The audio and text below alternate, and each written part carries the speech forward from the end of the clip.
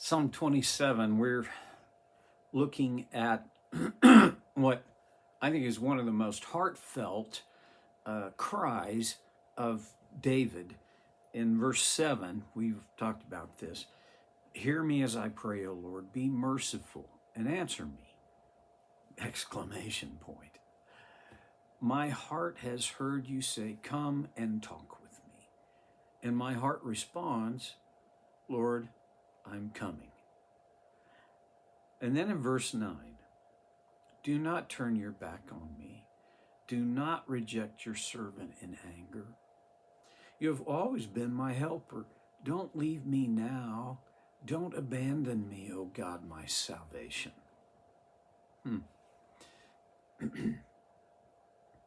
Can you hear? I mean, if I was a better, what's the word?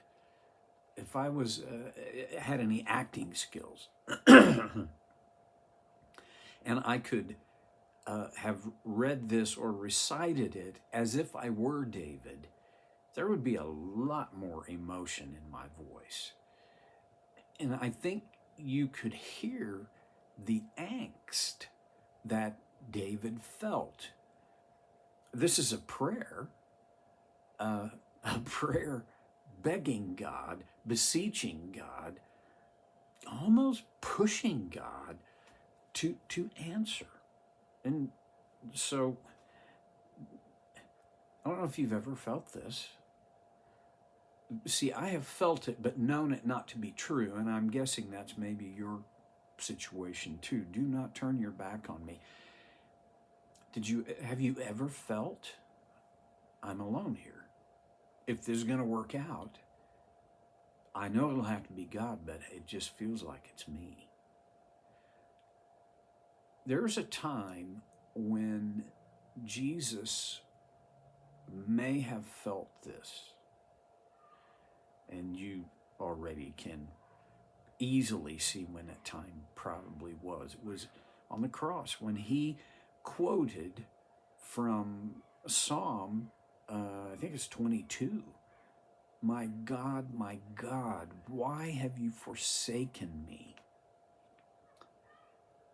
I don't think Jesus was unfamiliar in that moment anyway with the feeling of being, of God not being there. I find a little comfort in that, actually, that the one who had the strongest bond, the closest relationship that has ever been with God, felt as though he were abandoned, forsaken. Do not turn your back on me. Do not reject your servant in anger. What else would cause God to reject me as his servant other than his anger? Isn't that kind of how we think? Have you ever had a family member or a friend who maybe you got a little crosswise with, or else they just kind of went silent, and your first thought might be, are you mad at me? I can't tell you the number of times I think I have done that and said that.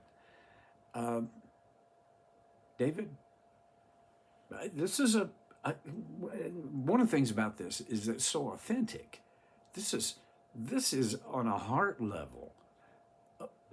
Are you mad at me? Don't reject me in your anger. Now, excuse me. I know there is a line of thought that says God is often angry with us as humans. And I will have to say, in light of the history of the Bible and what it teaches us, there have been times, there are times when God is angry with us as people.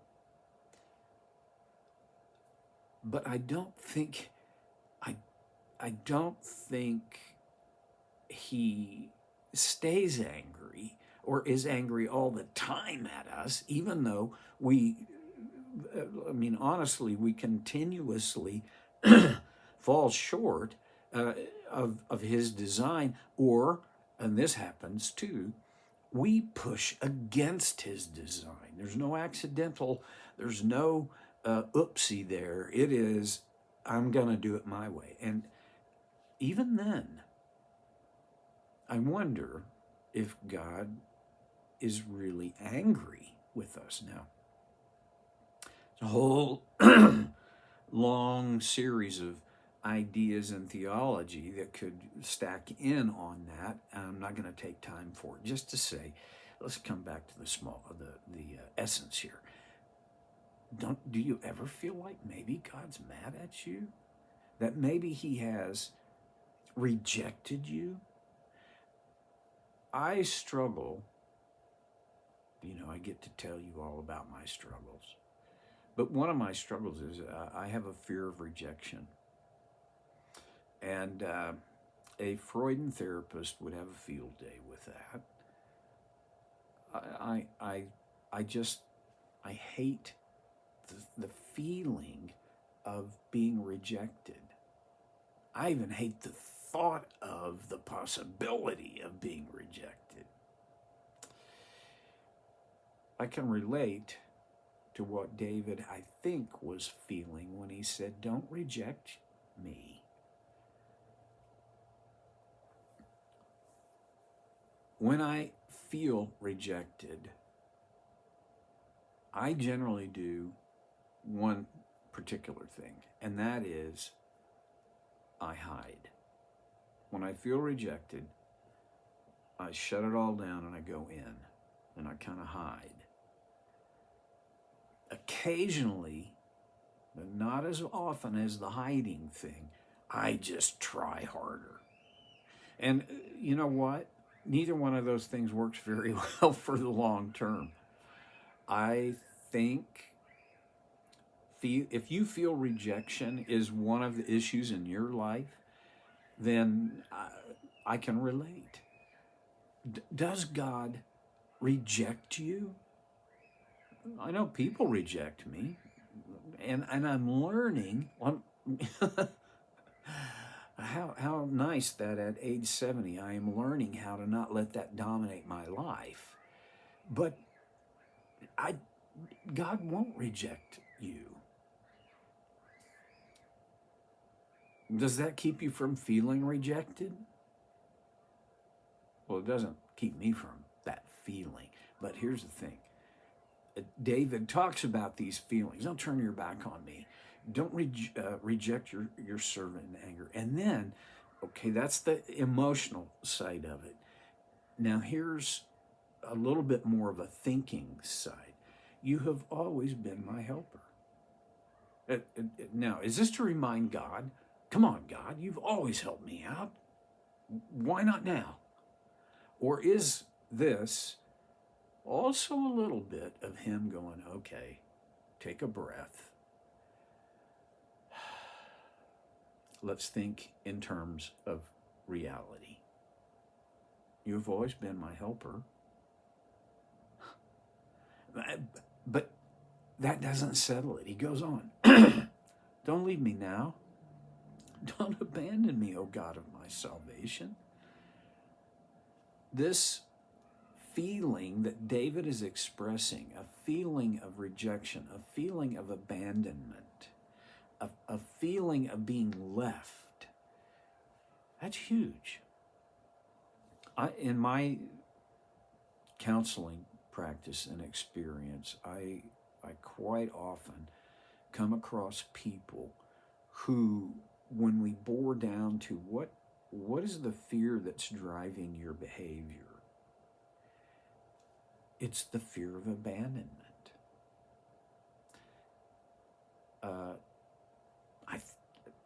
There's probably somebody out there who has never, ever had the fear of abandonment. I've never known that person. I am sure not that person. So Don't leave me now. Don't abandon me, O God of my salvation. Okay, a couple of quick things here.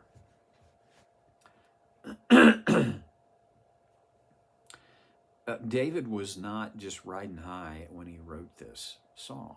He was under the stress and pressure of a difficult situation, dangerous situation.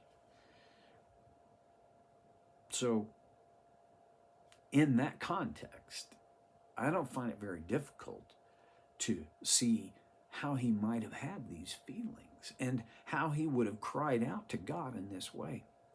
Don't leave me now. Don't abandon me, O God of my salvation. Now, that term, God of my salvation, I mean, this is not an isolated place where that comes up, but it is also God, David reminding both himself and God, you're my only hope. You are my God of salvation. You are the only one who can save me. Now, was he talking about a theological, eternal salvation, as in die and go to heaven? Maybe. I also think he had in mind being saved from the extringencies, the difficulties, the maybe even horrors of the situation he was currently in. And from that, what's the principle that I can draw? What does this speak into my life and maybe into your life? Well, first of all, it is, you are safe. I am safe to talk to God about what I'm feeling. I don't have to get it all cleaned up, and I don't have to have all my ducks in a row before I go to God and express my emotion, my feeling, as well as my thoughts. That's pretty big. Maybe a second thing would be, as David was expressing these feelings, and they weren't all positive, right? He also managed to keep in mind the character and nature of God. You have always been my helper. That is a piece of the nature and character of God, our helper. O God of my salvation. That is a piece of the character and nature of God. He's our Savior. Blending what I feel and what I think, it's not easy. And here's the other part. It doesn't have to be all spiffed up and sanitary. It can be horribly messy. And God is okay with that. What he values is the authenticity of our soul, of our heart being opened before him. And so my challenge today is, if you feel strongly, write about it in your journal. Pray about it out loud. Pray about it in your head. Pray about it with somebody. That's the most dangerous of all. But don't be afraid to pour out what you feel to God. Well, there's a ton more in there, but I'm going to stop right there, and I'll see you next time on So Care with Stevie Boy.